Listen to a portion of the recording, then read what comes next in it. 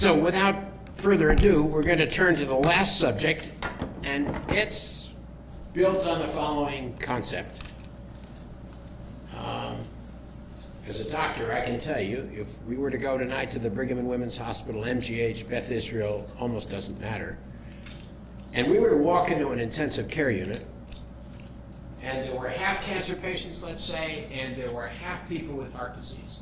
Almost everybody with heart disease would find their heart being monitored in very sophisticated fashion, 24/7, for an unbelievably large number of parameters, including metabolites, power of contraction, size of a myocardial infarct if it existed, which is actually measured by the hour. We could go on. But almost nobody even approximates that level of precision in their analysis 24/7 of a cancer patient. Their tumors are not interrogated regularly. In fact, the standard language is they either expand, they get smaller, or they stay the same. And of course, with PET imaging and the ability to do more sophisticated scanning, it's possible to take pictures from time to time. But if we're ever going to get ahead of this disease and the care of this disease, we're going to have to know something about the life of a tumor in a patient in real time. So, with that little bit of sermonology behind me, let me introduce Peter Ghoroghchian from the Koch Institute. Who's going to talk to us about tumor monitoring. So this is a huge subject, so I'm going to try to break it down first from a clinician's point of view, and then to try to address it from an engineering standpoint, to hopefully stimulate ideas for many people in the room to collaborate and to help move this field forward. So this current clinical paradigm of tumor monitoring has a multi-step component process. So at the very base level, if you want to think about this, is how do we identify this patient who has a tumor from the general population or patients who are at risk for developing a tumor? For a very few number of cancers, we undergo some screening methodologies that really involve tests that have a very high sensitivity and are relatively cheap, but are not very specific. From this kind of concentrated population of patients then, we do more definitive diagnosis, usually using invasive tissue biopsy. And the goal here is to find those patients who definitively have cancer from those who may have other states that mimic cancer, but more importantly to risk stratify them, to help us make decisions as to who would benefit from very aggressive therapy, i.e. things like systemic cytotoxic chemotherapy, and which patients may benefit from targeted therapy or even local measures such as surgery and radiation. So I kind of highlight this as red being the person who uses the most aggressive measures, and then light gray being our average person in the population. And probably the most difficult part of this whole paradigm as a clinician is, one, monitoring disease activity to know whether our therapies are working, and two, to predict which therapy is going to work for which patient. And I can tell you as a clinician, a lot of times once you get past that first line therapy, you're pulling a rabbit out of a hat. And you have to actually present to your patient a lot more confidence. And so we would love to have tests that would allow us to make very rational decisions as to which drugs for which patient. This last area is what I'm going to focus the majority of the talk on, and this is probably the area that's most amenable to engineering-based approaches, especially approaches that could be collaborative between MIT and investigators at Harvard. So for this, we basically, to monitor disease activity and to predict those patients who may respond to a given therapy, what we really need is a difficult combination of both analytical and clinical sensitivity and specificity. We require technologies that are minimally invasive to monitor the patient continuously, or at least very often, to get pieces of tissue sample and to understand the activity of the tumor in relative real time to make clinical decisions.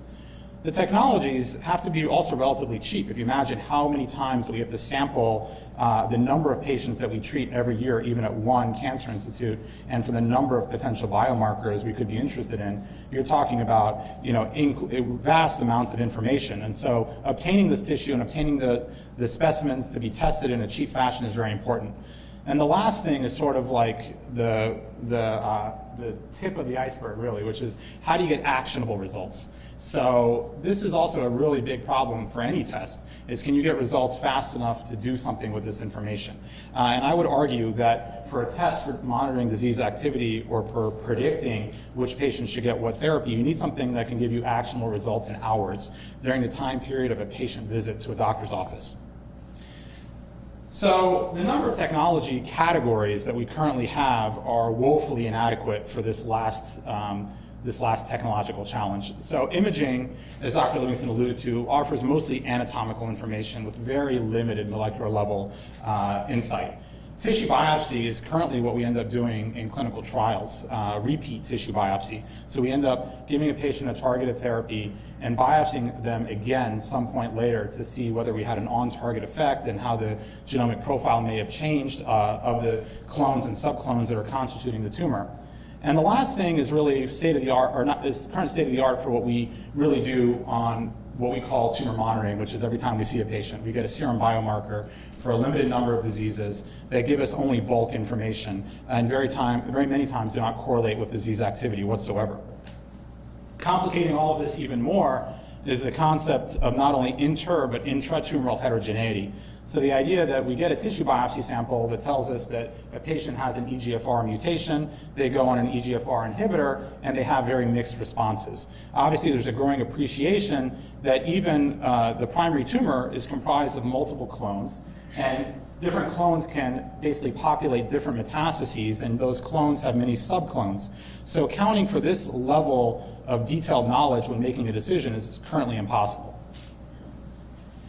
So this is really the challenge that I would present as what we need to focus on, is really advanced tumor monitoring from the standpoint of assessing on the molecular level the spatial and temporal changes that are occurring in all tumor locations throughout the body in order to actually improve diagnosis, prognostication, and prediction. So this is a very difficult problem in general, and I would argue that the old adage that we learn as oncologists, that tissue is the issue, is even more important here than probably any other category.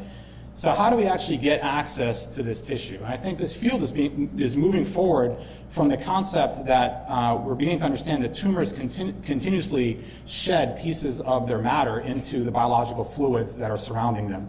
And this is what's really driving this field of liquid tumor biopsy, where we understand that circulating tumor cells, and actually maybe even more importantly, cellular-free circulating tumor DNA is constantly being shed, not only from the primary cancer and the metastases, but also subclones that are present in those areas at below detection thresholds. So we can detect at very small allelic frequencies subclones that do not become clinically apparent until months later. But there's a whole other subset of potential biological sources for tumor tissues that are being underutilized currently. And there's different categories of potential biomarker information besides just genomic information.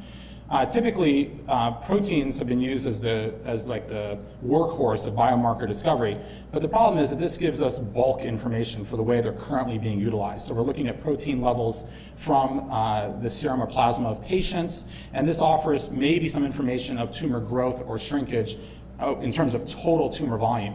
But I would argue that there's actual real opportunities for looking at protein levels as well as carbohydrate, lipid, and metabolites, especially in tumor microvesicles. They may be shed from the tumor continuously in an active process, or are pieces of entrapped cytoplasm with cellular membranes that are shed from the tumor, and especially from clonal and subclonal populations that may really bring to forefront some of this phenotypic assessment of tumor activity.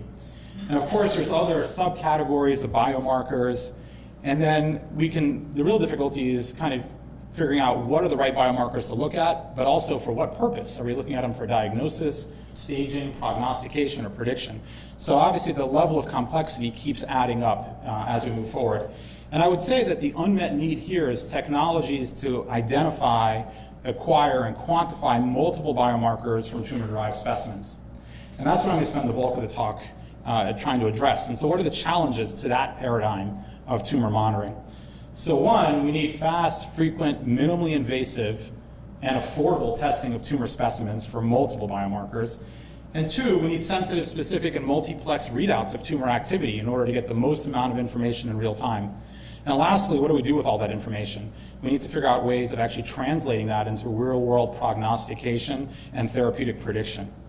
So what are a couple technology areas that people are pursuing with actually very encouraging results? So one is microsystem devices, which are being enabled for fast, frequent, and minimally invasive testing. And the second is nanoparticle biosensors, which can provide highly sensitive, specific, and multiplex readouts of tumor activity. So addressing this first technology area first, I would define microsystem devices loosely as microfluidic platforms that are combined with some amount of electromagnetic components, whether those components are for detection, cell sorting, or both. So to give you an example of a microsystem device, many of you may be familiar with the concept of a lab on a chip. So basically miniaturizing and multiplexing a number of different clinical assays at the same time on a small scale.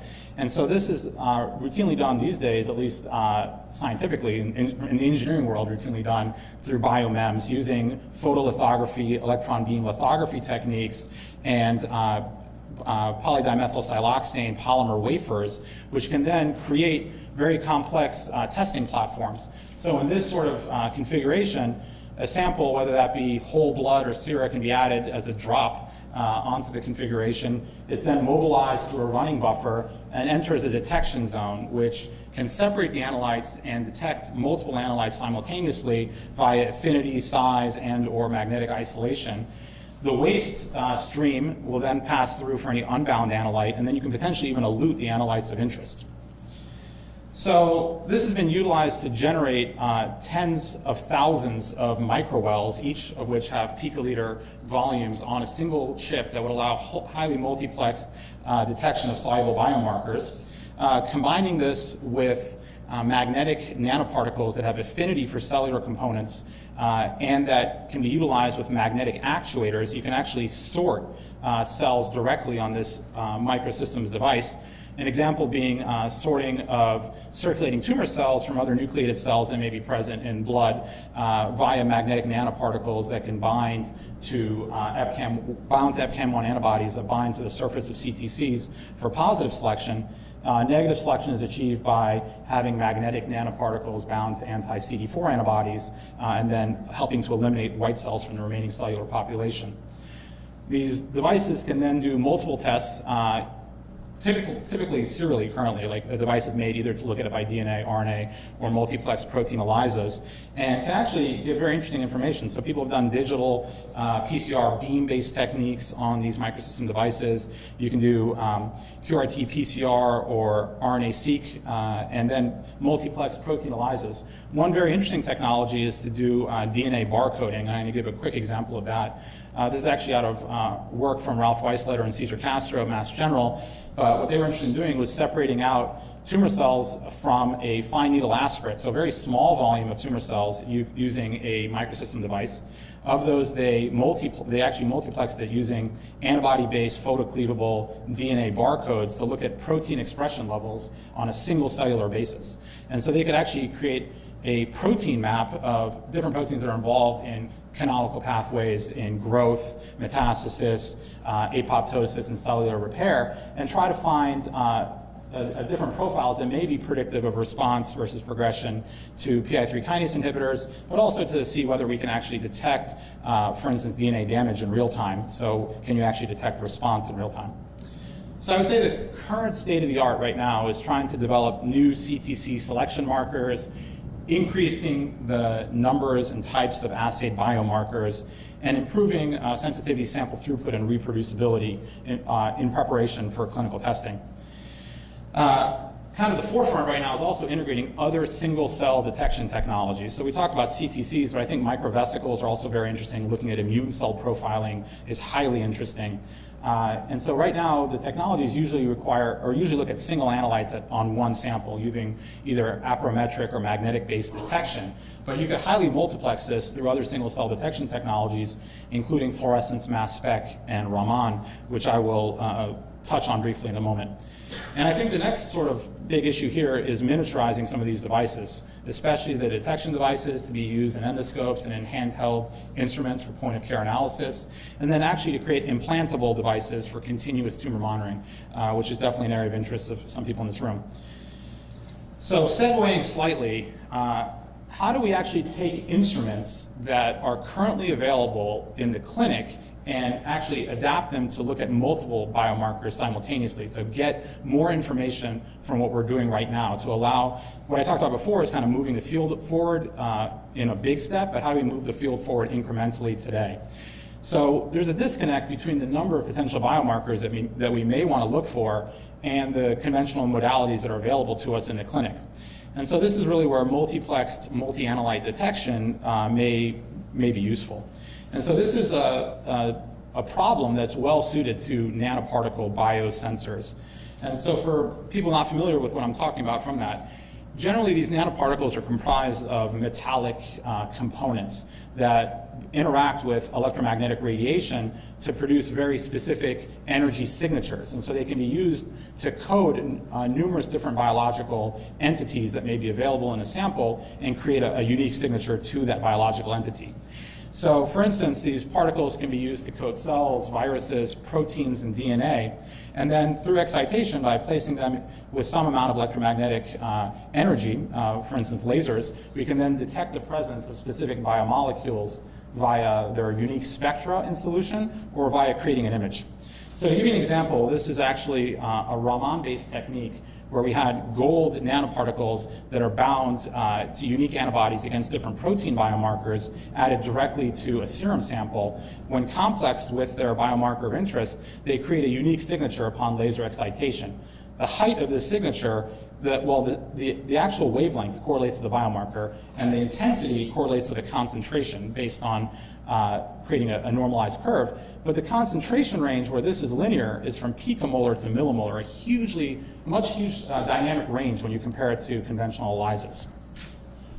And what's very interesting is then using these multiplexed nanoparticles to look at multiple different biomarkers in an imaging sample. So this is actually a picture from a recent paper from Gary Nolan at Stanford, where they've combined mass spec with confocal microscopy through a new technique that they call MIBI, or multiplexed ion beam imaging. It's sort of the microscopy analog of CyTOF.